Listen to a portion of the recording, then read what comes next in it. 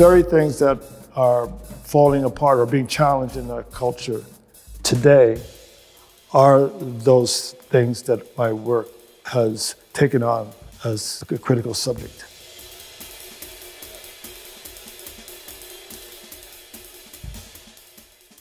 I wanted to take a subject that had a, sort of a powerful political meaning in the present moment, in this case, race, and demonstrate through the process how really sort of ambiguous the term of race actually is, even though within the political world it's treated and with such a sense of the concrete. So what I did was that I went around and asked people who identified themselves as mixed or multiracial and took their photographs. In this series, the technical construction of the piece employed the contour of the face, but also the area within its contour, each assigned by a color and layering them over time. But conceptually, I was interested in a very similar kind of idea of unpacking this notion of race, not as so directly, but as a kind of an oblique kind of commentary by drawing an analogy or at least suggesting an analogy between the systematic process of layering and the biological process of reproduction.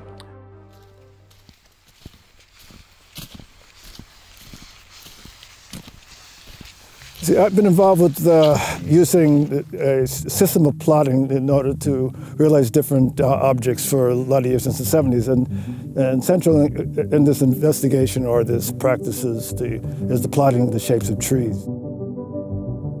The numbers that you see in the work is the way that I translate the tree from the photograph to the plexiglass. And it's less a tree than it is actually a system. My central issue in my work is to question the notions of representation. And so as I watch the systems and the works evolve and images being produced, I'm totally reminded that what I'm seeing is not a product of my intention, but is a product of a system. What is produced then does have a meaning, but its meaning is not oriented toward the individual interests of a person, but is oriented toward an understanding of the complex culture and our position within that culture.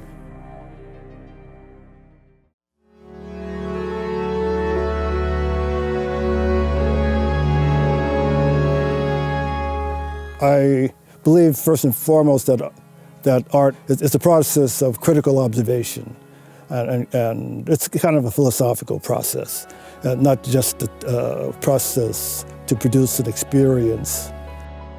One of the things that was important to my work from the outset, which actually drove the production of the grid work, was to question this notion of subjectivity and the expressive ego.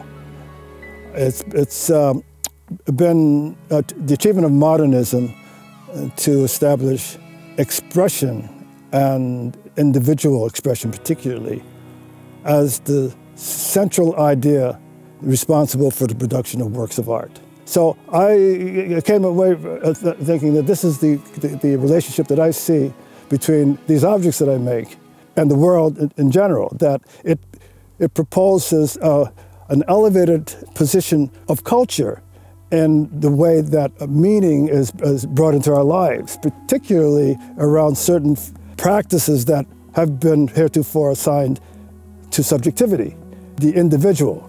I think that if you take that relationship out, then the whole realm of meaningfulness comes from culture. And culture does not evolve itself in any kind of logical or predictable fashion, which shows and demonstrates the important role that arbitrariness and randomness play in our lives in general.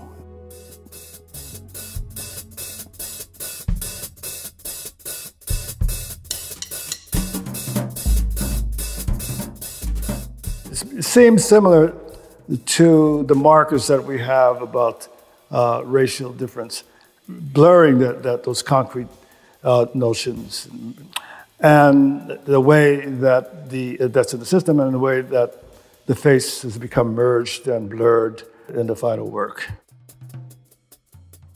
I thought that this investigation into representation can operate as a critical investigation by treating the representation not as a representation, but as an abstraction, which is like actually a crazy idea, because we've created such a binary between abstraction and representation.